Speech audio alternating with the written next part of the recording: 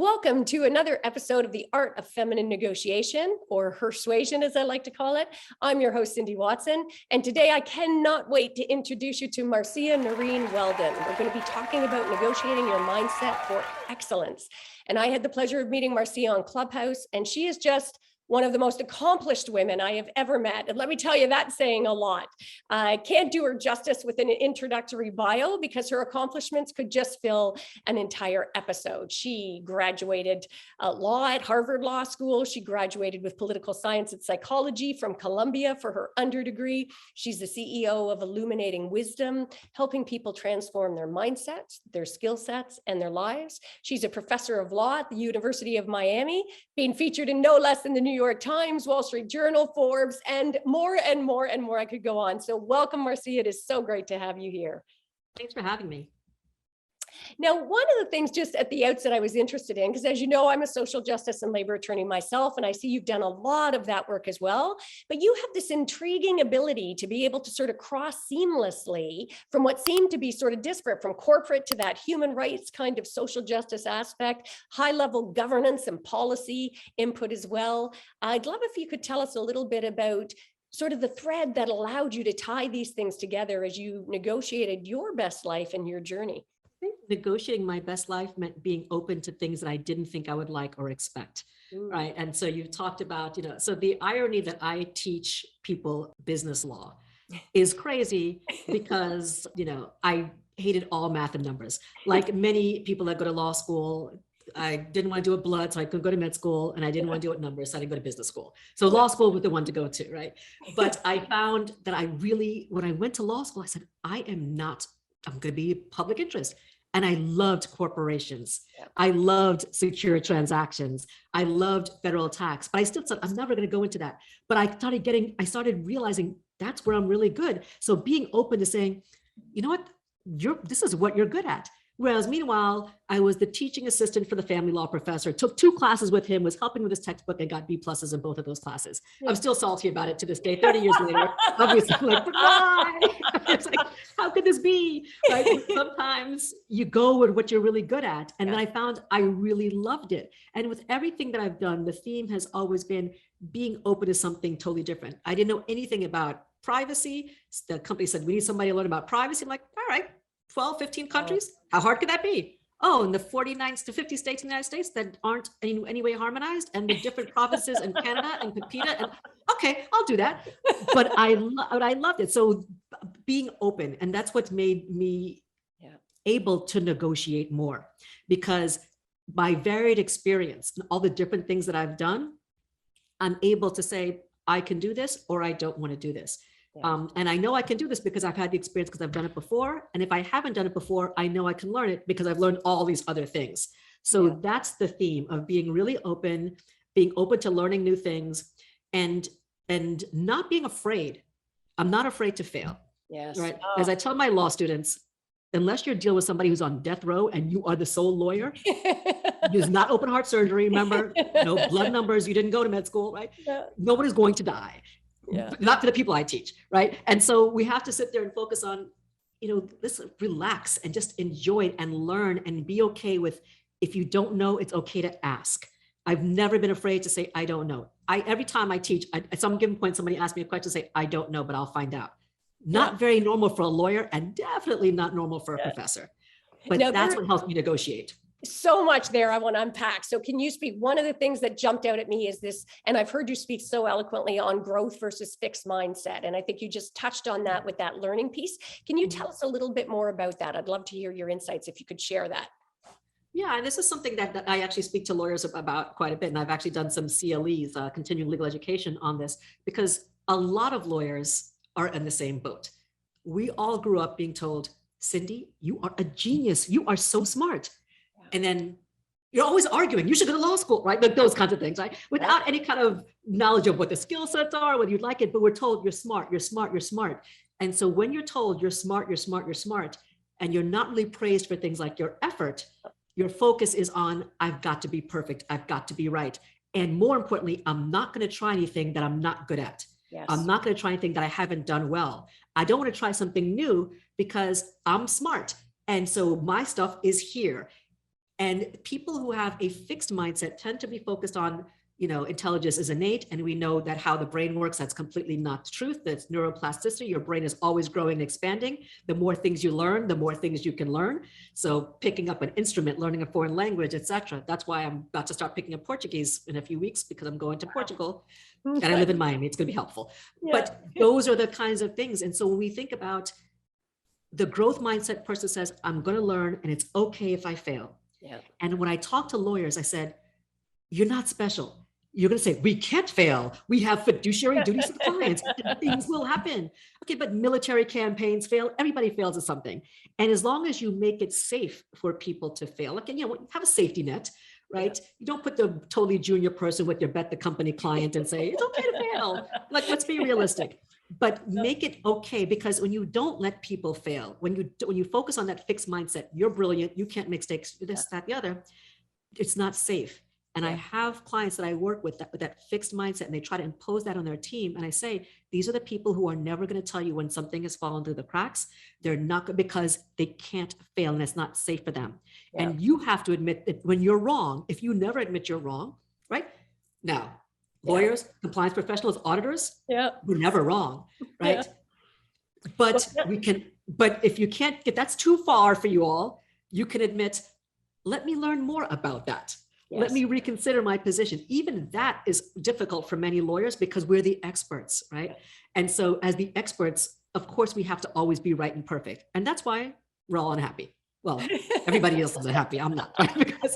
But that's the thing, right? So when you're talking about negotiating, just in general, negotiating your best life, there's a lot of freedom in being able to say, it's okay if I don't get this right the first time. Yeah.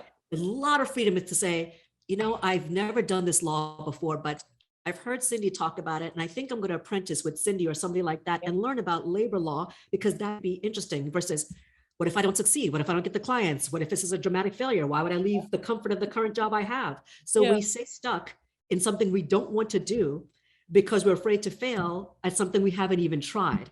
And that's where the fixed and growth mindset. But the good news, it's not permanent. Yeah. And the science, neuroscience is becoming quite the buzzword, but it's a real scientific thing about the neurophysiology, how does the brain work, etc. And we now know that what we thought about, if you're born with this IQ, you stay with this forever, and too bad if you're not very good, but go work at the farm or something like that, right? You can't be a lawyer. It's very different. And I teach my students in the same way. I focus on praising them on their effort. Yes. Great job. I see you really tried hard, but let's try to do this again. I can see how much you've improved, right? So, and I build that into my teaching because I want them to start thinking from a growth mindset perspective. That was such an epiphany for me, because I would have said for sure that I was a growth mindset, because I always loved to learn, voracious learner. And yet when I read Carol Dweck's book about that growth, mindset, talking about growth versus fixed mindset, as I was reading, I'm like, oh my gosh, I spent a big part of my life in a fixed mindset that worry about putting yourself really out there to try something that you think you might fall flat on your face on. And so having that shift to reframe how I looked at failure was a huge mindset shift. And I want to really put a pin in that for all our listeners out there. And again, whether you're in law, whether you're an entrepreneur, whether you're an employee, whether you own your own business, wherever you're coming from in life, in both your personal and professional relationships, what a game changer that will be. If you don't hear anything else, that Marcia could just change your life if you're able to embrace this idea about adopting a growth mindset and reframing how you look at failure.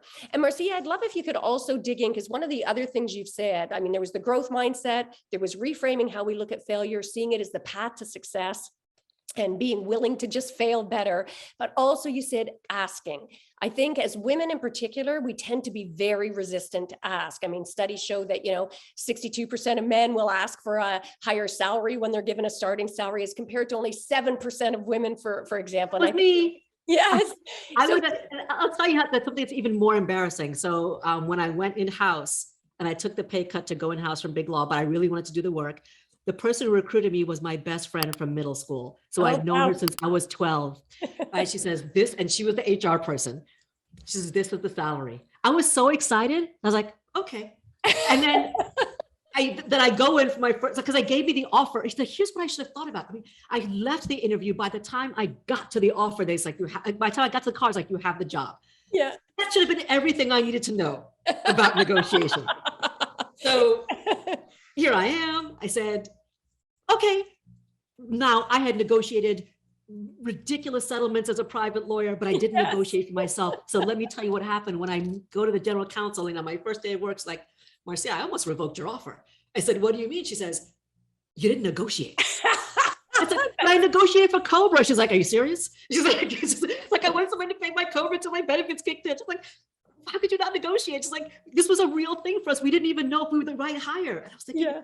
I promise I won't redeem myself. But that was a huge epiphany because, and my best friend, she's like, Marcia, I can't believe you didn't negotiate. I was like, couldn't you have told me something? She's like, well, you're a lawyer. I thought you would negotiate.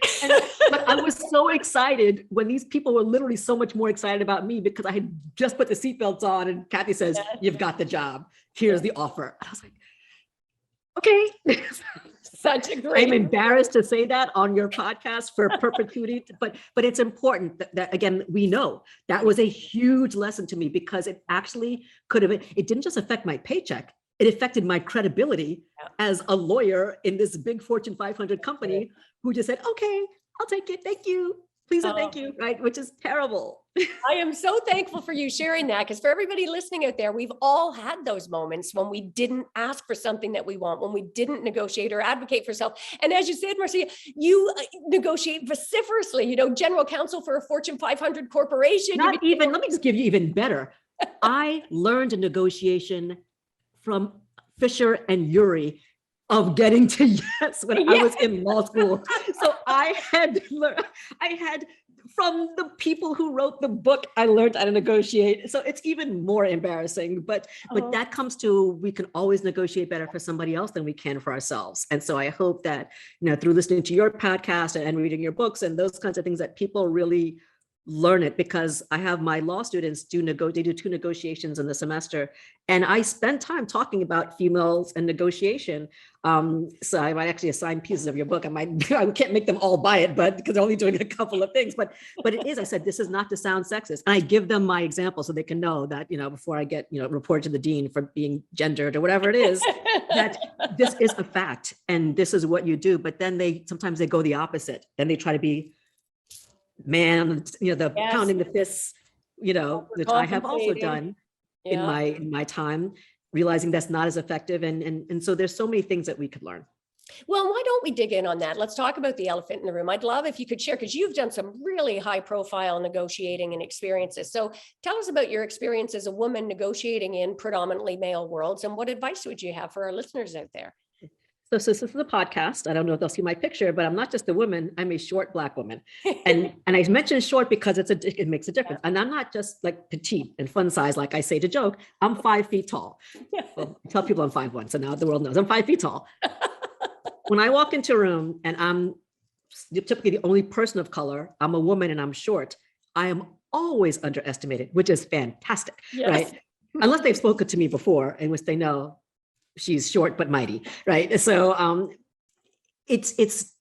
but when I don't know people, and I think about, sometimes we have to realize we negotiate all the time, every day, right? It's not just, sitting down at the table, like, here are my terms, here are your terms.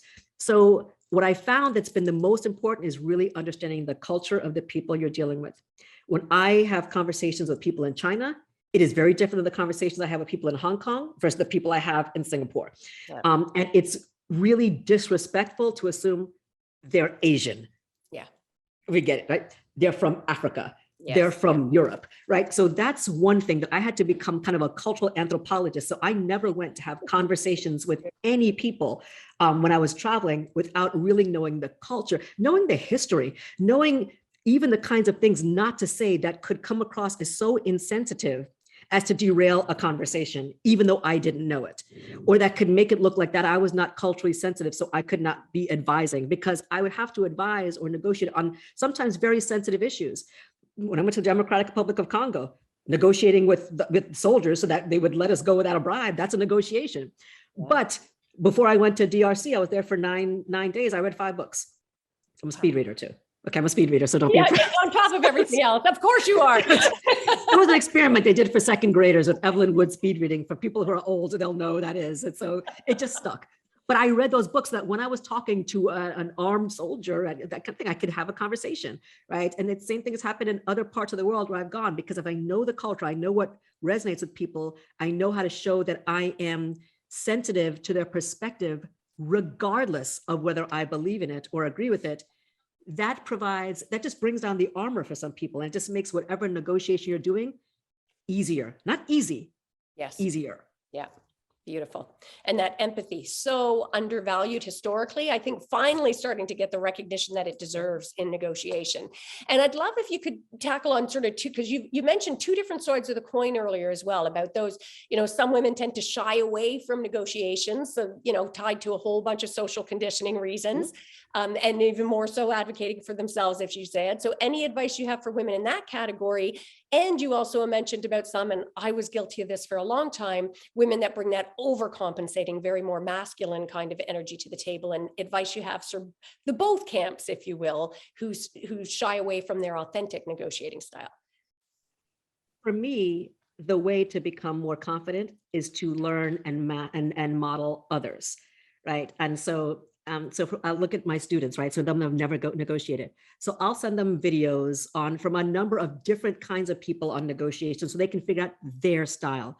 What doesn't work is for me to say, here is the negotiation style, right? Because if it doesn't work with you, it's going to come across as completely unnatural. The other party will see you as a fraud. They'll see through it. Or more importantly, you won't be able to generate the trust that you need in a negotiation. If you don't have trust in the negotiation, it doesn't matter that you have disparate points of view, but there still needs to be some level of trust, or at least you have to be able to build to that. Yeah. So figuring out what works, trying out different things, and just practicing negotiating. You negotiate with your kid to what time they're going to go to bed, right? Yeah. Practice a different kind of a thing.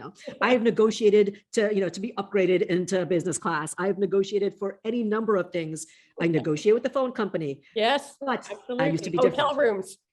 I used to be different though. I used to be, look, you want to settle this case? I got a bag of money for you. Now, just so you know, if we don't get this thing resolved, XYZ, because I flew up here and I'm not really trying to take a late flight back. So, because it's about to rain and I got to fly back to Miami. So I've got my bag of money. We've got XYZ. Let's get it started.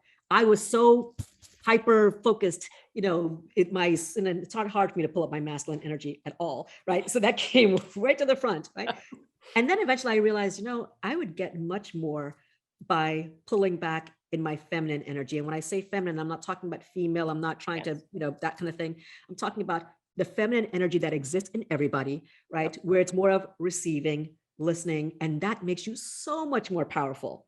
Because then when you speak with power, and it doesn't have to do with like an aggressive tone, right?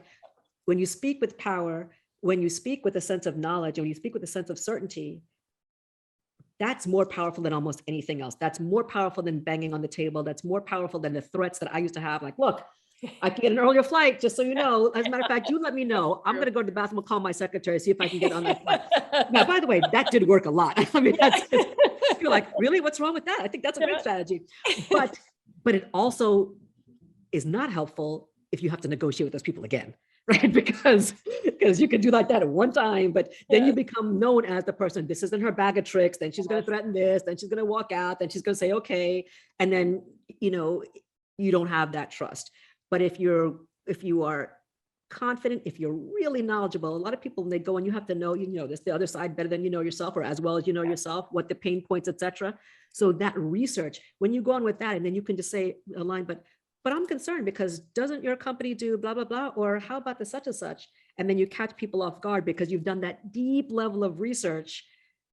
They know you know what you're talking about, and you're not to be trifled with. And you don't have to bang on a table. You don't have to scream. You don't have to act like, a bully, because your quiet power is even more frightening to them than the bullying. You just so perfectly described what I call the art of feminine negotiation. I think that was beautifully encapsulated. And that idea about getting curious instead of, banging the table or beating your chest. And you really hit a point that I'd love to put a pin in as well. And that is this idea about being successful. Because as you've heard me say before, my clients called me the Barracuda for many years. And I confess I had great success on one definition of that but boy, there's a high cost that comes with that as well. It affects those professional relationships. It starts affecting your personal relationships, and ultimately affects your very sense of self. And the irony is that when you tap in or lean into those so-called feminine traits or skill sets, as you say, that is our secret weapon. I mean, there is great power there. And you mentioned about being the bully, which I love that you called that out. What advice or tips would you have for women negotiating with bullies or people who have more power? I think it's the same thing. For me, knowledge is power. Yeah. Right. And so when somebody yells at me, I'll sit back and say, I'm not sure why you're yelling, because if I understand you correctly, blah, blah, blah. And then I'll kind of just go down the facts. So the facts are these. Do you think we can resolve this or not? And sometimes, so I find that pulling back and just being, the more somebody gets upset, the calmer I get. Yes. Right. And that can sometimes be very destabilizing to some people. Right. But it's fine. Yeah. And it could be, and again, sometimes there's bet the stakes kind of stuff, but a lot of times it's okay to say, you know what, why don't we continue this another time? It seems that, XYZ, I'm not sure we're going to get anything. And more importantly, we're here for our clients. And I don't think we're serving either of our clients better. Yeah. By the way, if the clients are in the room, they love that, right? Yeah. Because at some point, the bully looks good to their client. Yeah. Like, yes, keep going, knock them down. And then at some point, when you're really calm, then the bully looks crazy. Right. And the bully looks unreasonable. That's like, so true. And it's, it's kind of like when your kid's having a tantrum and you just like sit there like, oh, wait. Then they cry it out. They're like, and they're calm. And then you let the bully do that, yell and scream. And if they can't, then you never have to let your dignity be compromised for any client. And so I have said, I don't think we're going to be able to come to an agreement today. That doesn't mean we're not going to come to an agreement eventually. I just don't think it's going to happen today because I think things are too elevated. So let's break for lunch. Let's go for coffee, or you know what? Let's come back another day. Yeah. And sometimes I say, and I'm not walking out of this negotiation. I'm walking out of this situation right now. But maybe we just take a few minutes break. And almost every single time that is totally de-escalated. It's like, you know what? Let's just go get some coffee and let's come back. And that person can kind of calm down. But it really takes, I'm also a practitioner of NLP, neuro-linguistic programming, and really, and DISC, which is kind of understanding communication styles. I found that's helped with my negotiation because I can now sit there and talk to a Cindy or talk to a Joe and say, based on how they're talking, I think that this phrase is going to actually get to them in a very different way than that phrase, even though I'm saying the same thing. Right. Yeah. So am I mirroring back the language? If they're talking about, I see, do you see my, like, yeah, I see it versus, yeah, I hear you. Right. Yeah. There's a little bit of a disconnect. Yeah. Those kinds of little things that we don't think matter really matter. So the research is just on the facts of the negotiation, but also how do you research that other person? Of course, you call around, hey, anybody ever negotiate with Cindy, what she's like, right? Yeah. But that person's negotiation with you might be very different than my negotiation with you, right? So I'm going to learn about what you're like, but then I'm going to say, how am I going to be different? And how am I going to make sure that my client or I get what we need to get at the expense of ego, at the expense of, he's a bully. You know what? I can flex. The bully stuff never went away. It can come back very quickly and be very shocking, right? But it's much more powerful to say, Cindy, your conduct is unacceptable. You've insulted my client. You've insulted me. We'd like to make a deal. We'd like to get this thing done. But do you think we need to, to renegotiate and try maybe talk tomorrow? Yeah. Sometimes that in itself can be much, much better in dealing with the bully. And you handed us a beautiful line. So for everybody out there, if you missed it, I'm going to invite you to take this, put it in your pocket and use it. That I'm not walking away from the negotiation. I'm walking away from this situation right now. I think that's a beautiful line, Marcia, to be able to de-escalate and have the other party. I find when you use that kind of tactic, rather than blaming or finger pointing, where they get that defensive reactive and double down often, when you do that or invite them to be the best version of themselves, it resets the room for them and they take a step back and show up in a different role. Now you talked about— also use humor, by the way. Some people, if you're not naturally funny, then whatever. But sometimes you can deal, because then then you're It just falls flat. Then the whole thing is, if anything, they're laughing at you and not with you, right? So, which could de-escalate too, maybe, to be honest. But sometimes, just a little offhand joke about, hey, I thought I'm the one in menopause with the hot flashes and the irritability. What's going on, right? So that's like, what's going on here? You in menopause too? And sometimes I'll put a little smile on them and that kind of stuff, and then they'll realize, okay, this is silly. It's not because it's never as important as they think it. Well, okay, if it's world peace. Yes, but generally, and perhaps you have people negotiating world peace listening to your podcast, but generally, we're not negotiating that kind of life and death stuff. We can relax. Yeah. And that self-deprecating humor can go a long way. Now, you had talked at one point in that gorgeous answer, you had said about knowing the other side well. I'd love your insights on what role preparation plays in an effective negotiation, or what are the most important elements of preparation in your view? Knowing what's wrong with your own side's argument, okay, and not ignoring that and not trying to hide that. And sometimes, if you can, reframe it in a way, put it out there right away so that you just take the sting away from the other side trying to bring up, well, your side has this. So that's part of the prep, knowing your side well, but also knowing what are they going to do, how do I deal with it? And do I want to actively raise it as an issue? And then knowing the other side really well as well, but knowing it's hard to say, what is their walkaway point? We talk about BATNA, WATNA, ZOPA, those kind of things. It's hard to necessarily know, but you can estimate. And then think about looking at different kinds of standards, right? Are there industry standards that relate to what it is that you're negotiating that you can tie to something objective? So it doesn't look like my client wants this versus, in accordance of the standards of, MUCNIMO 1, 2, 3, 4, 5, I'm wondering if we could kind of maybe use that as a baseline and then do X, Y, Z, something that's objective, that's industry, or that people understand. Sometimes that's helpful, and really knowing what's going on with their competitors in terms of, it might be an individual thing, but if it's a company, what's going on with their competitors that you might be able to say, well, this, you guys could go the way of such and such because they've had a similar issue. And so that shows that their industry, not just them. And that, again, from a confidence perspective, gives you more confidence, but also makes them realize, she's not to be trifled with. She really knows what she's talking about. Yeah. And one of the things that came up when you talk about those triggers, which I think is so important, right? We often get reactive, or we let that ego come, or our fears that we haven't even acknowledged, sort of show up, and then we become we don't have the requisite clarity to show up as our best negotiator. And I'd love if you could speak to what role does emotion play in negotiation, sort of the good, the bad, the ugly, if you will. For me, it used to be very ugly, right? Because I needed to win and it needed to be right. But that's now changed. When I think about emotion, I think about emotional regulation, whether it's negotiation or anything else. It's the reason why, as a type A speed talker, speed reader, team no sleep, I like to sleep. I just don't sleep very well. But that mindfulness was difficult for me, but it saved my life. Okay. And from a negotiation perspective, what mindfulness teaches you to do is to stop and to pause and be aware of everything. Right? So how can you be aware of the verbal cues that you're getting or the nonverbal cues you're getting? But how do you respond versus reacting? How do you take a pause, think about it, and be okay with a couple of seconds of silence or a little bit of silence and not have to automatically, right? How do you deal with from an emotion perspective? How do you not get triggered by what somebody is saying? Because some bullies, they're not going to scream and yell, but they're going to know what your pressure points are, especially if you've negotiated with them before. And they're going to push on those to get the best deal for their client. So, knowing what your tells are and knowing if they come across as obvious is going to be important. And then more importantly, being able to be more resilient and respond to setbacks, both in the course of the negotiation, especially if you're negotiating several different things, right?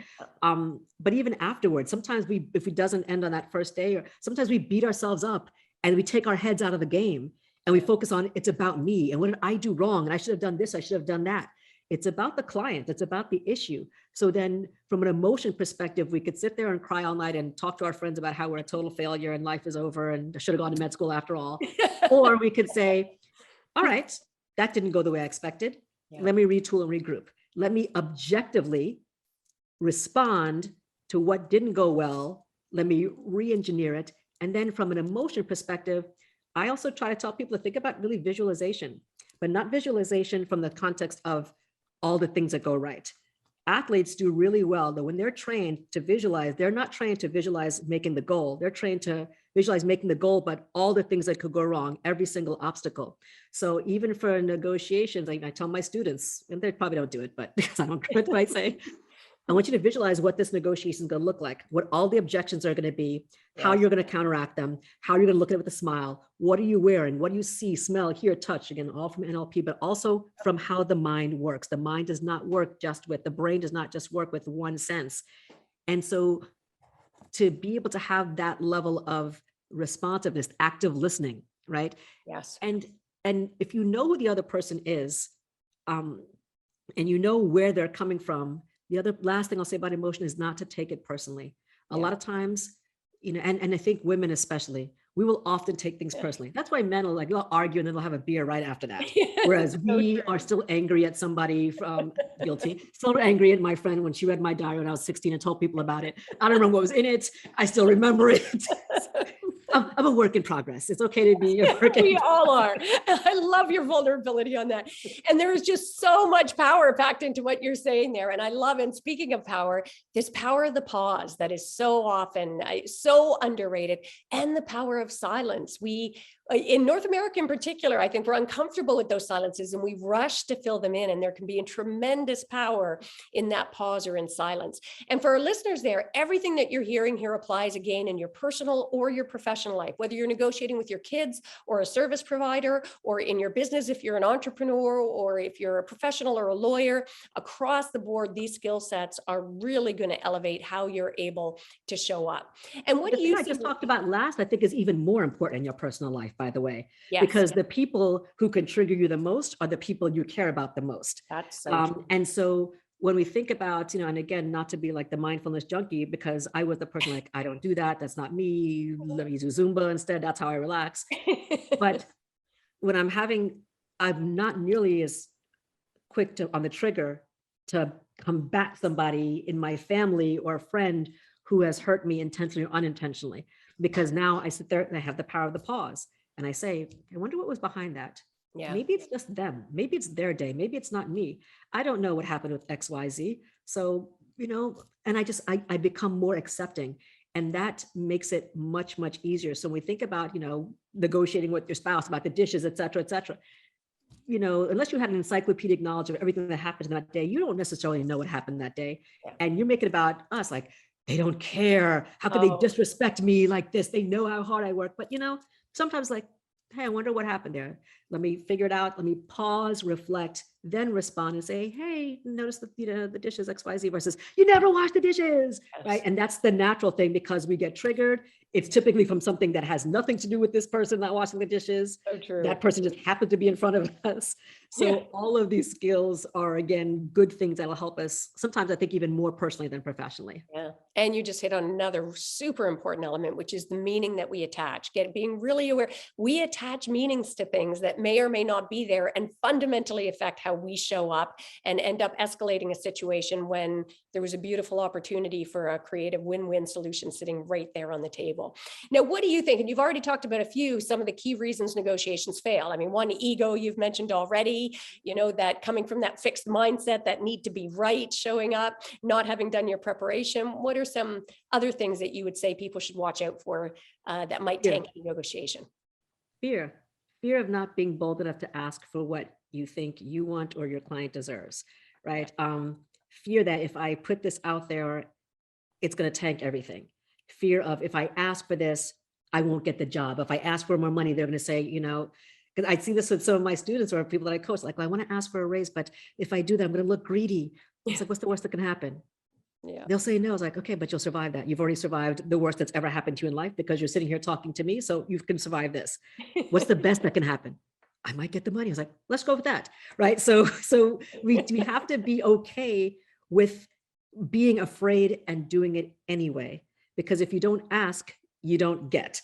And a lot of times we don't ask and the other person isn't even thinking like, good for you for asking for more money. The answer is no, but good for you, right? But at least you asked, right? And at least you showed that you're not afraid to ask. Yeah. And that's the most important thing, personally and professionally, from a negotiation perspective. That's what derails things, because, and it hurts your client, or it hurts you, like me with my salary thing. I didn't like, okay, I'll take the money. Thank you. I'll take the pay cut without asking for anything more. Can you just pay for my Cobra? And with that ask, even if you don't get it then, the beauty is you put it on the radar, right? Like if you're up for a job performance review and you make that big ask and they're taken aback and they say no at the time, now they know that you've got that ambition and you're on their radar and you've set the groundwork. So such an important skill set. What you need to do when you hear the no is say, great, what do I need to do to get there? That's the next question we never ask. We're like, yes, okay. And then we leave, right? My favorite question, that what would it take to make this a yes, right? Yeah, Turn what would that it take table. to get there? So, okay, so if I come back 6 months from now and I've done X, Y, and Z, I'm not asking for a guarantee, but is that the direction I need to be going in? Because number one, that helps you from feeling completely defeated and just feeling sorry for yourself.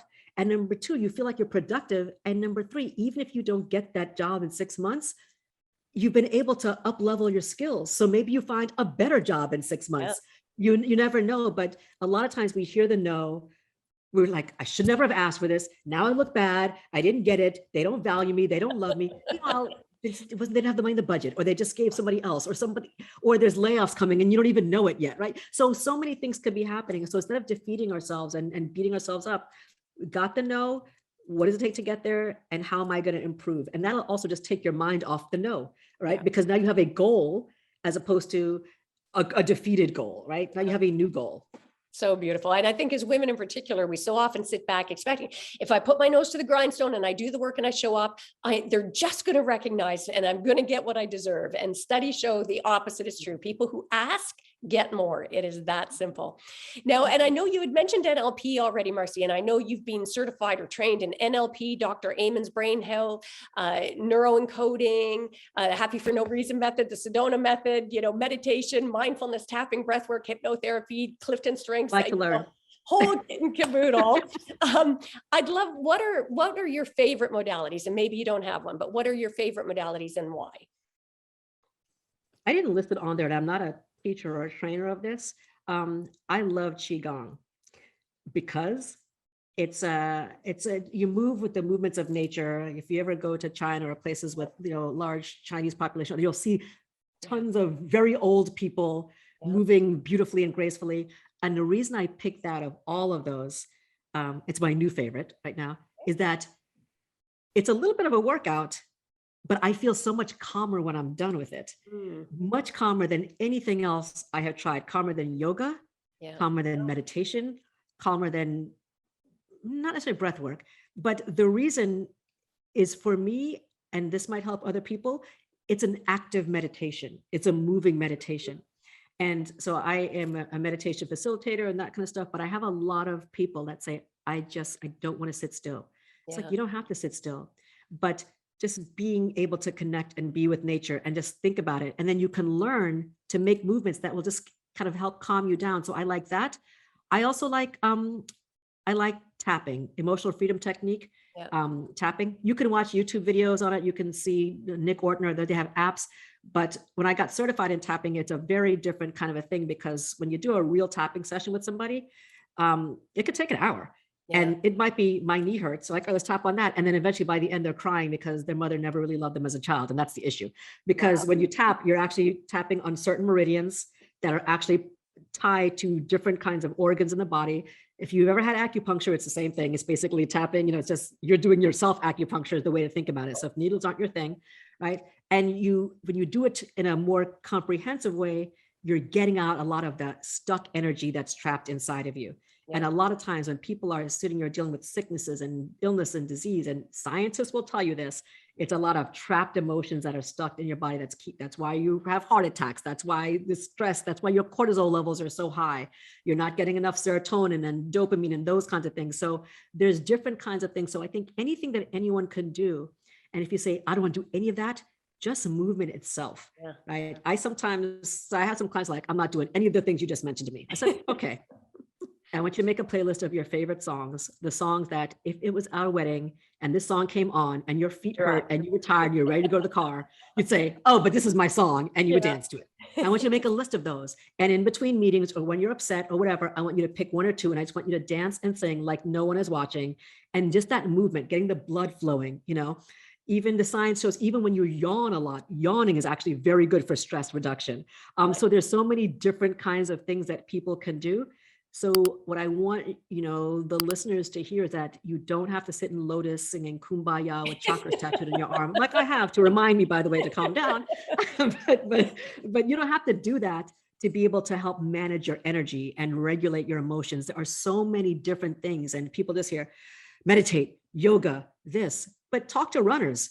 Yeah. They get that, they run and they feel good. They'll run. Like, why would you run? It's 95 degrees, what you mean? Because they feel good and they're not training for a marathon. They just want to do it.